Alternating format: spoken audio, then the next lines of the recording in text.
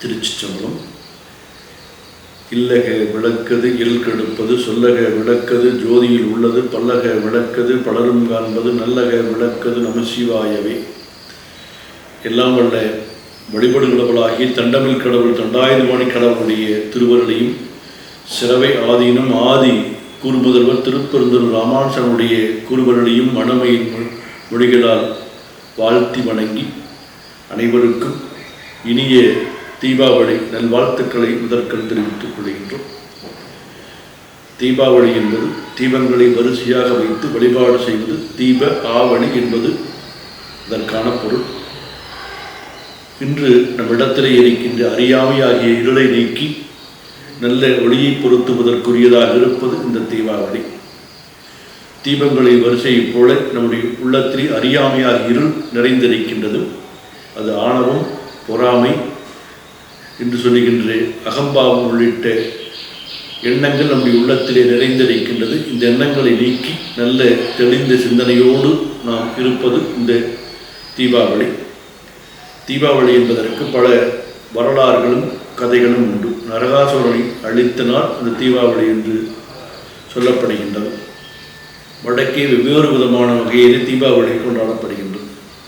எப்படி இருந்தாலும் உலகம் முழுவதும் இருக்கின்ற இந்துக்கள் இந்த தீபாவளியை மிகச் சிறப்பாக கொண்டாடி வருகின்றார்கள்.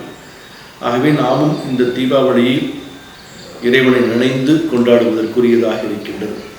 இந்த நாளினுடைய சிறப்பு என்ன என்றால், இந்த நாளிலே நாம் நீராடுகின்ற பொழுது நீராடியவர்களை பார்த்து கேட்பது கங்காஸ்தானம் ஆகியதா என்று கேட்கின்றோம். இந்த நாள் நாம் எல்லா நீர்நிலைகளும் கங்கைக்கு இணையானதாக போற்றப்படுகின்றது. ஆகவே இதை சொல்லுகின்ற பொழுது கங்காஸ்தானம் ஆகியதா என்று கேட்பது மரபாக வழக்கமாக பன்னெடும் காலமாக இருந்து வருகின்றது. கங்கையிலே சென்று நீராடினால் என்ன புண்ணியமோ அது இந்த சிறப்பு. இன்றைய நாளிலே காலையிலே எழுந்து எண்ணெய் தேய்த்து தலைக்கு நீராடி புத்தாடை அணிந்து சமய சின்னங்களை அணிந்து பெற்றோர்களை வணங்கி அதன் பின்பு திருக்கோயில்களுக்கெல்லாம் சென்று இறைவனை வணங்குவதோடு பெரியவர்களையும் குருநாதரையும் எண்ணி வணங்குவது இந்த நாளிலே சிறப்பு. அது மட்டுமல்ல, அன்றைய தினத்திலே அந்த பட்டாசுகளை எல்லாம் கொளுத்தி கொண்டாடுவதும் ஒரு சிறப்பாகவே கொண்டாடப்படுகின்றது. ஆகவே இந்த நாள் நமக்கு ஒரு இனிய நாளாக அமைந்திருந்தாலும் கூட நம்மிடத்தில் இருக்கின்ற அறியாமையை நீக்கி நல்ல எண்ணத்தை நாம் கொண்டாடுவதற்குரியதாக இருப்பது இந்த நாள். ஏனென்றால் நம்மிடத்தில் எத்தனையோ வேண்டாத எண்ணங்களும் செயல்களும் நம்முடைய உள்ளத்திலே நிறைந்திருக்கின்றது. அந்த எண்ணங்களை எல்லாம் நீக்கி நாம் இந்த நாளிலே இருந்து ஒரு புதிய மனிதராக இந்த உலகத்திற்கு ஒரு மற்றவர்களெல்லாம் காட்டுகின்ற நல்வழியிலே செல்ல வேண்டும் என்கின்ற எண்ணம் நமக்கு மேலோங்குவதற்குரிய நாளாக அமைந்திருக்கின்றது.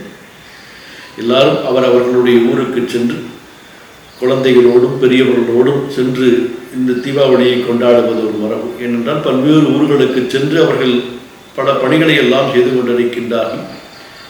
அந்த புலம்பெயர்ந்து சென்று அவர்கள் மீண்டும் உற்றார் உறவினர்களோடும் மக்களோடும் குழந்தைகளோடும் இந்த விழாவை இனிமையாக கொண்டாட வேண்டிய ஒரு தருணம். அப்படி கொண்டாடுகின்ற நேரத்திலே நம்முடைய எண்ணம் எப்படிப்பட்டதாக இருக்க வேண்டும் என்றால், நாம் புலாலை மறுத்து ஊனை மறுத்து நாம் நல்ல உணவு. ஏனென்றால் எல்லா உயிர்களும் இறைவனுடைய படைப்பு என்பது நம்முடைய சமயம் நமக்கு காட்டுகின்ற நெறி. நம்முடைய சமயம் மட்டுமல்ல, நமக்கு அறநூலாக இருக்கின்ற வள்ளுவப் பெருமானும் பிற உயிர்களுக்கு துன்பம் செய்யக்கூடாது என்று நமக்கு 2000 ஆண்டுகளுக்கு முன்பே நமக்கு வழிகாட்டி இருக்கின்றார் திருக்குறளை. வள்ளுவருடைய கோட்பாடு கொல்லாமை. இந்த கொல்லாமை நெறியை பின்பற்றியவர்கள் அதன் பின்பு வந்த வள்ளுவரும் கொல்லாமை நெறியை வலியுறுத்துகின்றார். உயிரினத்திலே அன்பு காட்ட வேண்டும் என்கின்ற அறநிலையை நமக்கு வகுத்து கொடுத்தவர்களிலே முதன்மையானவர் வள்ளுவர். கொல்லால் கொலால் மறுத்தானே எல்லா உயிரும் கைகூப்பி தொழும் என்று வள்ளுவப் பெருமானுடைய அருள் வாக்கு. ஆகவே அவருக்கு பின்னால் வந்த மகான் மன்னச்சரவன் தண்டபாணி சாமிகளும் வள்ளலாரும் கொல்லாமை நெறியை வலியுறுத்துகின்றார்கள். ஆகவே உயிர்களிடத்திலே அன்பு காட்ட வேண்டும் என்பது நம்முடைய அறநெறியாக இருந்து கொண்டிருக்கின்றது.